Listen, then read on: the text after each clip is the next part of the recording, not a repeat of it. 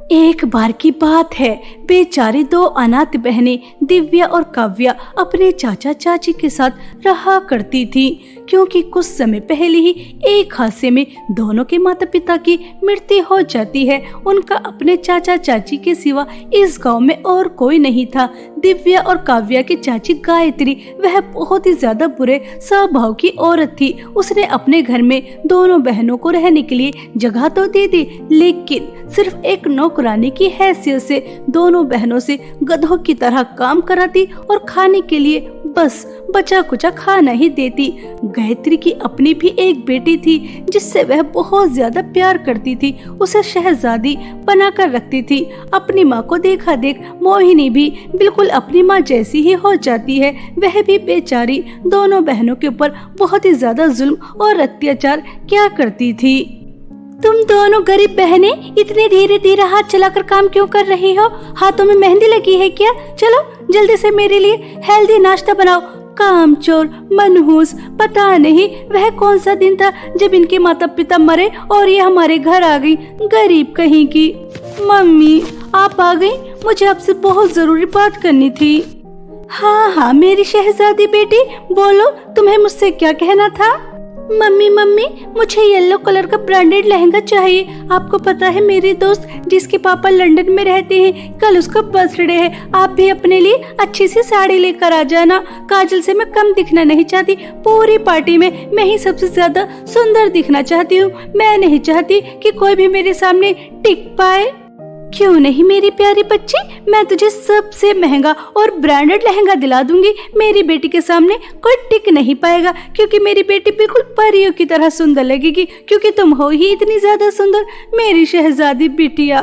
दोनों माँ बेटी खुशी खुशी बातें कर रही थी और कुछ समय बाद शॉपिंग करने जाने लगती हैं। तभी काव्या अपनी चाची से कहती है, चाची आप शॉपिंग करने जा रही हैं? मेरे और दिव्या के सभी कपड़े बहुत ज्यादा फटे पुराने घिसे पिटे हो चुके हैं। मैं अपने लिए आपसे कुछ नहीं मंगा रही। कल छोटी का जन्मदिन है। माँ पिताजी हमेशा उसके लिए नई फ्रॉक लेकर आया करते थे, लेकिन अब तो वो जिंदा नहीं रहे। अगर आप छोटी के लिए एक सस्ती सी फ्रॉक लेकर आ जाती तो अच्छा रहता। वह अपने जन्मदिन पर उसे पहनकर खुश हो जाती, उसे अच्छा लगेगा। तुम दोनों गरीब मनहूस बहनों ने मुझे क्या समझ के रखा है? तुम्हारे माता पिता क्या खजाना छोड़कर मरे थे जो दिन पर दिन तुम्हारी डिमांड बढ़ती जा रही है? तुम्हें रहने के लिए घर, खाने के लिए खाना देते हैं, वो क्या तुम्हारे लिए कम है? देखो तो मोहिनी बेटा, इन गरीबों की ये क्या चाहती हैं कि मैं इनको जन्मदिन सेलिब्रेट करूं। तुम्हारी औकात है जन्मदिन सेलिब्रेट करने की, नए कपड़े पहनने की? चुपचाप घर के काम करो जो घर में काम है। अपने दिमाग से नए कपड़े पहनने का भूत उतार दो, वरना भूत किस तरह से उतारे जाते हैं मुझे अच्छी तरह से पता है। चल बेटा, सारा मूड खराब कर दिया मनहूसों ने। दोनों माँ बेटी शॉपिंग करने चली जाती हैं और कुछ समय बाद शॉपिंग करके वापस आ जाती हैं। तभी मोहिनी दोनों बहनों को अपने पास बुलाती है और उनसे कहती है, देखो देखो मेरा ये लहंगा कितना ज्यादा ब्रांडेड और सुंदर है। ऐसा लहंगा तुमने अपनी जिंदगी में कभी देखा ही नहीं होगा। ऐसे शौक तो हम अमीर लोग ही पूरा कर सकते हैं, तुम जैसे गरीब लोग तो सिर्फ देख ही सकते हो। अब यहाँ खड़े होकर हमारी शॉपिंग ही देखती रहोगी? मेरे सुंदर लहंगे को नजर लगाओगी क्या? इस पर अच्छी तरह इस्त्री कर देना। चलो चलो यहाँ से जल्दी निकलो और काम करो, अभी तो मुझे मैनीक्योर और पेडिक्योर भी करवाना है। काव्या घर के कामों में जुट जाती है और दिव्या मोहिनी के लहंगे पर इस्त्री करने चली जाती है और वह बस यही सोचती रहती है, काश उसके माता पिता जिंदा होते तो कल उसका जन्मदिन सेलिब्रेट होता, वह नए कपड़े पहनती, केक कटता। लेकिन अब कुछ नहीं हो सकता। ऐसे ही सोचते सोचते उसका ध्यान ही नहीं रहता कि वह इस्त्री कर रही है और मोहिनी का पूरा ब्रांडेड लहंगा जल जाता है। मोहिनी अपना लहंगा जलते हुए देख लेती है और वह दिव्या की बहुत ज्यादा पिटाई करती है, उसका हाथ जला देती है और उसके बाल खींचते हुए कहती है, 2 टके की नौकरानी मनहूस, तूने जानबूझकर मेरा इतना महंगा और ब्रांडेड लहंगा जला दिया ताकि मैं कल बर्थडे पार्टी में ना जा सकूं, क्योंकि कल तेरा जन्मदिन है ना और मम्मी ने तुझे नए कपड़े लाने से मना कर दिया, इसलिए तूने मेरा लहंगा जला दिया। तुम दोनों मनहूस बहन मेरी खुशियों से जलती हो ना। रुको, अभी तुम्हें सबक सिखाती हूँ। कृपया करके दीदी मेरे बाल छोड़ दीजिए, पहले ही आपने मेरा हाथ जला दिया, मुझे बहुत दर्द हो रहा है। दीदी दीदी कृपया करके छोड़ दो ना, मुझे बहुत दर्द हो रहा है। दिव्या की रोने की आवाज सुनकर काव्या दौड़ती हुई आती है और अपनी चाची के पैरों में पड़ जाती है और उनसे कहती है, चाची इसे छोटी समझकर माफ कर दीजिए, गलती हो गई, मैं आपके पैरों में पड़ती हूँ, कृपया करके मोहिनी दीदी से कह दीजिए, वह उसे छोड़ देंगी। आज के बाद मैं ध्यान रखूंगी कि इससे कोई गलती न हो, कृपया करके छोड़ दो ना, माफ कर दो। काव्या के बहुत ज्यादा गिड़गिड़ाने के बाद मोहिनी दिव्या को छोड़ देती है। काव्या दिव्या को किचन में ले जाती है और उसके जले हाथ पर टूथपेस्ट लगाती है। तभी दिव्या अपनी बहन से कहती है,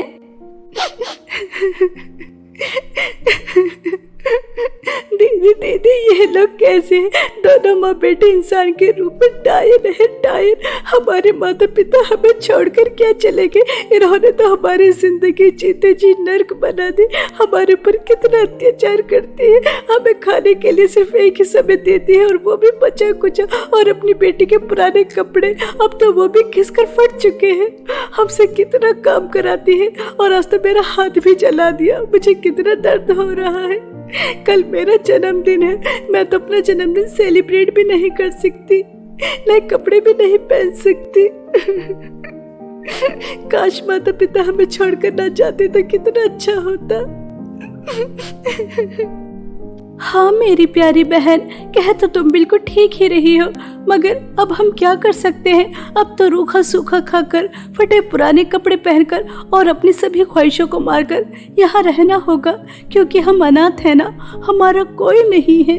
ऐसा कहकर दोनों बहनें बहुत ज्यादा रोती हैं। अगले दिन मोहिनी और गायत्री दोनों माँ बेटी अच्छे से तैयार होकर बर्थडे पार्टी में जा रही थी। तभी काव्या अपनी चाची से कहती है, चाची जी आप दोनों पार्टी में जा रही हो, पता नहीं वहाँ पर कितना समय लग जाए, आप पार्टी में जाने से पहले हम दोनों बहनों को हमारे हिस्से का खाना दे दीजिए, वरना तब तक हमें भूखा ही रहना पड़ेगा। मम्मी यह दोनों मनहूस लड़की हमेशा काली बिल्ली की तरह हमारा रास्ता काट देती हैं। हम कितने खुशी खुशी जा रहे थे, अगर ये एक समय का खाना नहीं खाएंगी तो मर तो नहीं जाएंगी। मम्मी आपने टॉमी को जो कल रोटी डाली थी वो इन दोनों मनहूस लड़कियों को दे दो, इनकी यही औकात है। हाँ बेटा यही ठीक रहेगा, आज तो हमने पिज्जा मंगाकर खा लिया था, वो भी नहीं बचा। सुन काव्य की बच्ची, टॉमी ने अभी वह रोटी खाई नहीं है, तुम दोनों मनहूस बहनें उसे ही आधी आधी खा लेना, चल बेटा। ऐसा कहकर दोनों माँ बेटी पार्टी में चली जाती हैं। काव्या को बहुत दुख होता है कि आज उसकी छोटी बहन का जन्मदिन है और आज उन्हें खाने के लिए क्या मिल रही है, कुत्ते की झूठी रोटी। वह अपनी माँ की तस्वीर के सामने खड़ी होकर बहुत रोती है। माँ आपको तो स्वर्ग से सब दिखाई दे रहा होगा कि चाची हम दोनों बहनों के ऊपर कितना जुल्म और अत्याचार कर रही है, हमसे घर का सारा काम कराती है। आज तो उन्होंने हद ही पार कर दी, हमें टॉमी की छोटी रोटी खाने के लिए दी है, जबकि उन्हें पता है कि आज छोटी का जन्मदिन है। उन्होंने उसे विश भी नहीं किया और छोटी रोटी खाने के लिए दे दी। हम दोनों बहनों की किस्मत कितनी खराब है। इस तरह से दोनों बहनें बहुत ज्यादा रो रही थी। दोनों की बात बाहर खड़ी एक परी सुन लेती है और वह दोनों बहनों के सामने आ जाती है और उनके सामने जादुई 2 सोने और चांदी के लहंगे देते हुए उनसे कहती है, मैं रानी परी हूँ और किसी काम से पृथ्वी पर आई थी, तभी मैंने तुम्हारी रोने की आवाज सुनी और जब मैंने तुम्हारी आप बीती सुनी तो मुझे बहुत दुख हुआ। तुम दोनों बहन कितनी दुख परेशानी में अपना जीवन व्यतीत कर रही हो। यह दोनों मेरे जादुई सोने और चांदी के लहंगे हैं। चांदी के लहंगे को पहनकर तुम अपने लिए कुछ भी मांग सकती हो और तुम जादुई सोने के लहंगे को पहनकर घर का कोई भी काम करवा सकती हो। इन दोनों लहंगों की वजह से तुम्हारे सभी दुख परेशानी दूर हो जाएंगी। और हाँ दिव्या, हैप्पी बर्थडे। आज तुम्हारा जन्मदिन है ना, जन्मदिन पर किसी की आंखों में आंसू नहीं, चेहरे पर खुशी होना चाहिए। खुश रहो तुम दोनों बहनें। परी जी आपका बहुत बहुत धन्यवाद हम दोनों बहनों को जादुई सोने और चांदी का लहंगा देने के लिए। रानी परी अपने जादुई सोने और चांदी के दोनों लहंगे देकर वहां से अदृश्य हो जाती हैं। काव्या जादुई सोने का लहंगा पहन लेती है और दिव्या जादुई चांदी का लहंगा पहन लेती है और उसके बाद अपने लिए बहुत बड़ा केक, स्वादिष्ट स्वादिष्ट खाना मांगती है। काव्या अपनी छोटी बहन का जन्मदिन बहुत धूमधाम से मनाती है। दोनों बहन बहुत खुश थी और वह केक खाती हैं, पेट भरकर खाना खाती हैं और जादुई सोने और चांदी के लहंगे की मदद से अपनी चाची और मोहिनी के अत्याचार से भी बच रही थी। ऐसे ही समय बीत रहा था। एक दिन मोहिनी अपनी माँ से कहती है, मम्मी आजकल मुझे दोनों गरीब मनहूस बहनें बहुत ज्यादा पतली बदली नजर आ रही हैं। इनसे कितना भी काम करवा लो कोई फर्क ही नहीं पड़ता, कितनी भी पिटाई कर लो तब भी कोई फर्क नहीं पड़ता और दिन पर दिन सुंदर होती जा रही हैं, मोटी हो रही हैं। कुछ तो गड़बड़ है मम्मी। अच्छा बेटा, तुझे ऐसा लगता है तो चल अभी देख कर आते हैं दोनों मनहूस क्या खिचड़ी पका रही हैं, हमसे क्या छुपा रही हैं। दोनों माँ बेटी काव्या और दिव्या के ऊपर नजर रखने लगती हैं और एक दिन उन्हें पता चल जाता है कि जादुई सोने और चांदी के लहंगे की मदद से उन्हें स्वादिष्ट खाना मिलता है। घर का सारा काम भी जादुई लहंगे की मदद से हो जाता है। यह देखकर दोनों माँ बेटी की आंखें खुली की खुली रह जाती हैं और एक दिन वह जादुई सोने और चांदी के लहंगे चुरा लेती हैं और दोनों माँ बेटी जैसे ही जादुई सोने और चांदी के लहंगे पहनती हैं तो उनके शरीर में आग लगनी शुरू हो जाती है। वह आग बुझाने की बहुत कोशिश करती हैं लेकिन आग नहीं बुझ पाती, दोनों की मृत्यु हो जाती है। इस तरह गायत्री और मोहिनी को उनके लालच की सजा मिल जाती है और दोनों बहनें रानी परी के जादुई सोने और चांदी के लहंगे की मदद से हंसी खुशी अपना जीवन व्यतीत करती हैं। अब उनकी जिंदगी में उनके ऊपर अत्याचार करने वाला कोई नहीं था। एक बार की बात है, ढोलकपुर नामक गांव में अनामिका और अनिका दो बहनें अपनी माँ कलावती देवी के साथ रहा करती थीं। कलावती देवी अपनी बड़ी बेटी अनिका को तो बहुत ज्यादा लाड प्यार किया करती थी। उसकी हर फरमाइश यूं ही पूरा कर दिया करती थी, उसे शहजादी बनाकर रखती थी और अपनी छोटी बेटी अनामिका को उसने घर की नौकरानी बना के रखा था। वह उसकी तरफ आंख उठाकर भी देखना पसंद नहीं करती थी। बेचारी अनामिका अपनी माँ की प्यार की एक झलक पाने के लिए उनका सभी अत्याचार सहन किया करती थी, लेकिन फिर भी कलावती देवी का दिल नहीं पसीजता। अनिका मेरी प्यारी बच्ची कहाँ है? जल्दी बाहर आ। आज देख तेरी माँ तेरे लिए कितनी सारी शॉपिंग करके लेकर आई है। फ्रॉक, लहंगा, ड्रेस, सैंडल, झुमके, मेकअप का सभी सामान। जल्दी आ, तेरा दिल खुश हो जाएगा। वाह मम्मी, यह सब कितना ज्यादा सुंदर है। सच में मम्मी, आप मेरा कितना ख्याल रखती हैं। मेरे कहने से ही पहले मेरी हर फरमाइश को चुटकियों में पूरा कर देती हो। आप तो ग्रेट हो, ग्रेट। मेरी शहजादी बिटिया, मैं तुम्हारी ख्वाहिश पूरी नहीं करूंगी तो कौन करेगा? मैं तो तुम्हें पलकों पर बिठा कर रखना चाहती हूँ। यह सब तुम्हें पसंद आया, मेरा दिल खुश हो गया। अनामिका, अनामिका कहाँ मर गई? इस मनहूस को इतना भी नहीं है कि मैं इतनी दूर से शॉपिंग करके आई हूँ, उनके लिए कुछ चाय पानी ही ले जाऊँ। अपनी माँ की आवाज सुनकर अनामिका जल्दी से चाय बनाकर लेकर आती है कि तभी उसका पैर स्लिप हो जाता है और वह चाय अनिका के ऊपर गिर जाती है। यह देखकर कलावती देवी को गुस्सा आ जाता है और वह बेचारी अनामिका को जोर से थप्पड़ मारकर कहती है, मनहूस करमजली, तू मेरी बेटी को मारना चाहती है? तेरी वजह से मेरी बेटी का हाथ जल गया, तुझसे देखकर नहीं चला जाता। आजकल तेरा ध्यान कहाँ रहता है? ठीक तरह से काम कर ले वरना मार मार के तेरी हड्डियां तोड़ दूंगी। अनिका मेरी प्यारी बच्ची, तुझे ज्यादा दर्द तो नहीं हो रहा? कुछ नहीं मम्मी, बस मेरा पैर स्लिप हो गया। मम्मी, मैं भी तो आपकी बेटी हूँ, फिर आप हम दोनों बहनों में इतना भेदभाव क्यों करती हो? कभी मेरे लिए शॉपिंग करके नहीं लेकर आती, हमेशा मुझे मारती हो, घर का सारा काम भी कराती हो। 2 दिन बाद मेरा जन्मदिन है, आप तो मेरे लिए कुछ भी नहीं लेकर आई।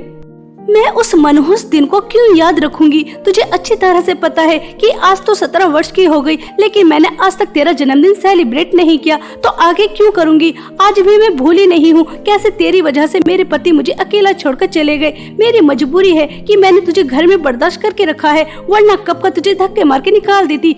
बात करती है मेरा जन्मदिन सेलिब्रेट क्यों नहीं करती, मनहूस। मम्मी, मुझे तो यही पढ़ाया गया है कि ना हम अपनी मर्जी से आते हैं और ना ही अपनी मर्जी से जाते हैं। जब जिसकी मौत आनी होती है वह आ जाती है। फिर आप मुझे पिताजी का कातिल क्यों समझती हो? पिताजी का एक्सीडेंट मेरे जन्म के समय ही होना था, सो हो गया। इसमें मेरी क्या गलती? बचपन से लेकर आज तक आपके एक प्यार की झलक पाने के लिए कितना कुछ करती हूँ, लेकिन आपको कभी दिखाई ही नहीं देता। बस आप अनिका दीदी को ही प्यार करती हो, मुझे बिल्कुल भी नहीं करती। इन सब से मेरे ऊपर क्या बीतती है आपको अंदाजा भी है? ऐसा कहकर अनामिका रोते हुए वहाँ से चली जाती है। अगले दिन अनामिका बाजार से सामान खरीद कर लेकर आ रही थी। तभी अनिका की दोस्त अनिका के साथ मिलकर अनामिका का बहुत मजाक उड़ाती हैं। बेचारी अनामिका, यह तुम्हारी सगी बहन है, लेकिन तुमने इसे नौकरानी बना के रखा है। बेचारी के कपड़े तो देखो कैसे फटे पुराने हैं, और तू कितने ज्यादा ब्रांडेड कपड़े पहनती है, पार्टियां करती है, अपना जन्मदिन भी कितनी ज्यादा धूमधाम से सेलिब्रेट करती है। बेचारी का कल जन्मदिन है, लेकिन इसे कोई विश करने वाला भी नहीं। इस जैसी मनहूस लड़की जो होती है उनके साथ ऐसा ही होता है। इसने हमारी सारी खुशियां छीन ली। बचपन में ही पापा का प्यार मुझे नहीं मिला, मम्मी विधवा हो गई, तो इसे इसके कर्मों की सजा तो मिलेगी। इसलिए मम्मी इसे नौकरानी बना के रखती है, प्यार नहीं करती, क्योंकि ये मनहूस है ना, इसलिए। हाँ यार, यह बात तो सच है। तेरी बहन तो बहुत मनहूस है, तभी तो मोहल्ले में कोई भी इसे शादी पार्टी वगैरह में नहीं बुलाता, इसकी मनहूसियत की वजह से। तुझे याद है कुछ दिन पहले ही सरिता आंटी की बेटी की शादी में चली गई थी, उनकी बेटी की शादी ही टूट गई, इसलिए तो मोहल्ले वाले तेरी बहन से दूर ही रहते हैं। अनामिका हमेशा सबकी बातें चुपचाप सुनती रहती थी, लेकिन आज पता नहीं उसे बहुत ज्यादा गुस्सा आ जाता है और वह अनिका की दोस्त को जोर से थप्पड़ मारकर कहती है, तुम्हारे अंदर इंसानियत नाम की कोई चीज है भी या नहीं? जब देखो आते जाते मुझे मनहूस मनहूस कहती रहती हो। और अनिका दीदी, आपको तो बहुत अच्छा लग रहा है इस तरह से अपनी छोटी बहन की इंसल्ट करते हुए। आपको जरा भी शर्म नहीं आ रही? मैं आपकी बहन हूँ, इस तरह से मेरी इंसल्ट तो मत कीजिए। पहले ही मैं इतनी ज्यादा दुखी हूँ और ऊपर से तुम सबने मेरा जीना मुश्किल करके रखा है। इस तरह से अनामिका बहुत गुस्से में घर वापस आ जाती है और वहीं दूसरी तरफ अनिका को भी अपनी बहुत ज्यादा इंसल्ट महसूस होती है और वह घर आकर अपनी माँ को सब बताती है। तभी कलावती देवी किचन में जाती है, अनामिका को जोर से थप्पड़ मारती है और उसका हाथ मोड़ते हुए कहती है, तेरी इतनी हिम्मत हो गई कि तू रास्ते में मेरी बेटी की इंसल्ट करेगी, मेरी बेटी की दोस्त को मारेगी। आज से तुझे 1 हफ्ते तक खाना नहीं मिलेगा और तू घर के सारे काम भी करेगी और 1 हफ्ते तक बाहर सोएगी। यही तेरी सजा है। तुझे लाइन पर लाने के लिए सजा तो देनी ही पड़ेगी, वरना तो दिन पर दिन बिगड़ती जा रही है। मम्मी, आप मुझे इतनी बड़ी सजा नहीं दे सकती। घर का इतना सारा काम, वो भी खाना नहीं खाकर मैं कैसे कर सकती हूँ? मेरी गलती नहीं थी। अनिका दीदी अपने दोस्तों के साथ मिलकर मेरा मजाक उड़ा रही थी, मुझसे बर्दाश्त नहीं हुआ। आप मुझे कुछ भी कहती है, मैं आपकी बात सहन कर लेती हूँ, लेकिन बाहर वालों की नहीं करूँगी। दोनों माँ बेटी गुस्से में वहाँ से चली जाती हैं और बेचारी अनामिका रोते हुए सबके लिए खाना बनाती है और डाइनिंग टेबल पर लगा देती है। दोनों माँ बेटी पेट भरकर खाना खा लेती हैं और अनामिका को खाने के लिए एक दाना भी नहीं देती और वह भूखे पेट बाहर सोने चली जाती है। सुबह हो जाने के बाद वह अपनी माँ की तरफ देखती है, अनिका की तरफ देखती है, लेकिन दोनों में से कोई भी उसे जन्मदिन विश नहीं करती। वह रोते हुए घर से बाहर आ जाती है और एक जंगल में जाकर बहुत फूट फूट कर रोती है। आज मेरा जन्मदिन है, लेकिन माँ और दीदी ने मेरी तरफ पलट कर भी नहीं देखा, मुझे विश भी नहीं किया। कल से मैं भूखी हूँ। मुझे लगा था कि सुबह तक माँ का गुस्सा ठंडा हो जाएगा तो वह मुझे खाने के लिए कुछ दे देंगी, लेकिन उन्होंने तो मुझे खाने के लिए कुछ भी नहीं दिया। मैं हर सुबह यह सोचकर उठती हूँ कि माँ मुझसे प्यार से बात करेंगी, कहेंगी बेटा इधर आओ, यह खा लो, लेकिन नहीं, यह सपना मेरा सपना ही रह जाएगा, क्योंकि उनके मन में तो यह बात है ना कि मैंने पिताजी का खून किया है। आज मैं 17 वर्ष की हो गई, लेकिन मुझे प्यार के 2 बोल नसीब नहीं हुए। ऐसी जिंदगी का क्या फायदा? इससे अच्छा है कि मैं इस नदी में कूदकर अपनी जान ही दे दूं। इस तरह से अनामिका बहुत रो रही थी। अनामिका को इस तरह से रोता हुआ सिंड्रेला परी देख लेती है और वह अनामिका के पास आती है और उससे कहती है, मैं सिंड्रेला परी हूँ और मैं इसी जंगल में रहती हूँ। मैंने तुम्हें रोते हुए देखा, तुम्हारी बातें सुनी। बेटा, जिंदगी बहुत अनमोल होती है, इसलिए इसे ख़त्म करने के बारे में हमें कभी नहीं सोचना चाहिए। हमें हर परिस्थिति में जीने के बारे में सोचना चाहिए। तुम तो बहुत अच्छी हो, इतनी नफरत के बाद भी तुम अपनी माँ और बहन से प्यार की उम्मीद लगा कर बैठी हो। अगर वह तुमसे प्यार नहीं करती तो इसमें उनकी गलती है, तुम्हारी नहीं। चलो, मुझसे वादा करो कि आज के बाद तुम मरने की बात नहीं करोगी। यह मेरा जादुई फ्रॉक है, यह दिन की रोशनी में सोने का हो जाएगा और रात की चांदनी में चांदी का हो जाएगा। इसकी मदद से तुम कुछ भी मांग सकती हो, तुम्हें किसी चीज की कोई कमी महसूस नहीं होगी। सिंड्रेला परी, आपका बहुत बहुत धन्यवाद मुझे जादुई सोने और चांदी के फ्रॉक देने के लिए। लेकिन आज मेरा जन्मदिन है, क्या आप मेरा जन्मदिन मेरे साथ सेलिब्रेट कर सकती हैं? 17 साल में मुझे आज तक किसी ने भी विश नहीं किया और न ही मेरा जन्मदिन सेलिब्रेट किया। 17 साल में पहली बार आज अपना जन्मदिन सेलिब्रेट करूंगी। सिंड्रेला परी अनामिका की बात मान जाती हैं और वह अनामिका का जन्मदिन जादुई सोने और चांदी की फ्रॉक की मदद से बहुत ज्यादा धूमधाम से सेलिब्रेट करती हैं। अनामिका बहुत ज्यादा खुश थी। ऐसे ही कुछ दिन बीत जाते हैं। एक दिन अनामिका देखती है कि उसके गांव में एक महामारी आ गई और उसकी माँ भी उस महामारी की चपेट में आ चुकी है। यह देखकर वह पूरी तरह से घबरा जाती है और वह सिंड्रेला परी के पास जाती है और उनसे कहती है, सिंड्रेला परी, जादुई सोने और चांदी की फ्रॉक के मदद से मैंने अभी देखा कि मेरा गांव एक महामारी की चपेट में आ गया और मेरी माँ भी बहुत ज्यादा बीमार है। मुझे मेरे गांव वापस जाना है, क्या मैं अपने गांव की मदद कर सकती हूँ? हाँ, क्यों नहीं अनामिका, तुम कर सकती हो। जादुई सोने और चांदी की फ्रॉक की मदद से तुम किसी भी महामारी को दूर भगा सकती हो और इससे कितनी भी धन दौलत प्राप्त कर सकती हो। तुम्हारे गांव को तुम्हारी जरूरत है, तुम्हें जाना चाहिए। और मुझे बहुत खुशी हुई कि तुमसे अपने गांव वालों की दुख तकलीफ देखी नहीं गई, जिन्होंने तुम्हें इतना दुख पहुँचाया।